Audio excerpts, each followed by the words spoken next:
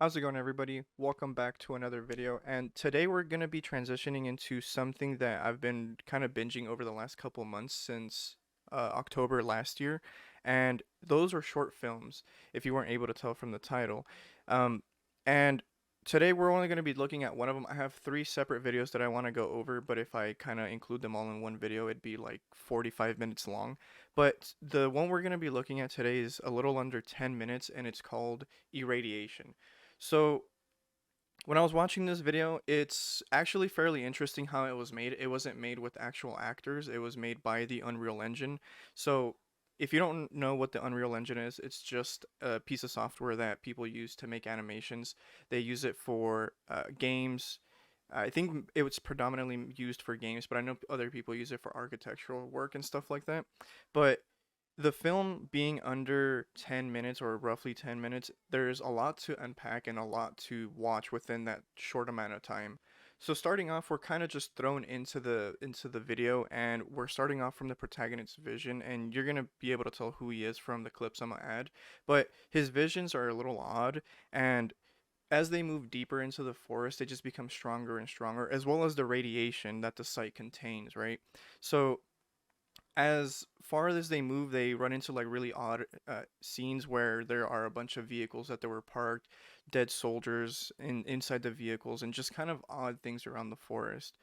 They run into an odd floating entity that seems to be composed of the same blocks from his vision.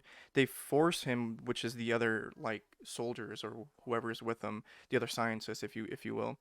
They force him to get closer to the entity, and his Geiger counter, it literally just starts freaking out, right? And it becomes harder and harder for him to move closer, and the closer he gets, it just becomes almost crippling. And once he does get closer, it just kind of pops him into the actual entity's like dimension or whatever you want to consider it to be, but he's definitely not in reality as he was a few seconds ago. So he walks through the entity. He's just kind of like chilling inside, and he hears distress coming out from the actual like blocks of uh of material. And after he comes back, he realizes that everybody that was with him is basically gone and they're all dead, right?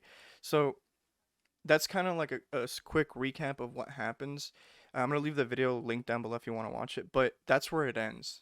And that's kind of what makes these thriller, suspense, horror videos kind of interesting because they're short enough where they don't answer any questions and they leave a lot of questions unanswered, and you kind of wonder as to what was going on, what is the entity, what has been going around the world, or in at least this part of the world, for this to kind of conjure up and be in this part of the forest. But it's also long enough to establish a decent enough of information for you to know that something is wrong, right? And kind of just immerse you. Because for it to be around 10 minutes, it felt a lot longer the very first time I ever watched it. Obviously, like the second and third time I went back and rewatched it, it was a lot quicker because I kind of knew what to expect.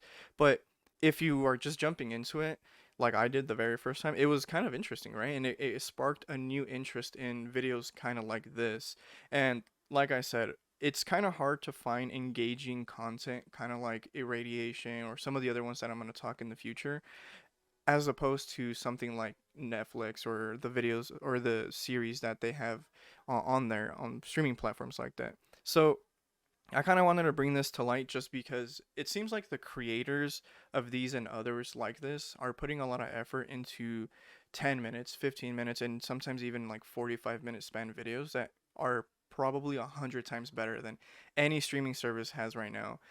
And I will admit some of the streaming services do have interesting series, but they're not very common, right? They're very rare when you find something as engaging, as interesting, with good story writing and good acting. Now, obviously, this video doesn't have acting because, like I said, it's all animated, but it's still kind of interesting to see that with animations, you can kind of create a short film and you don't even need to use people anymore.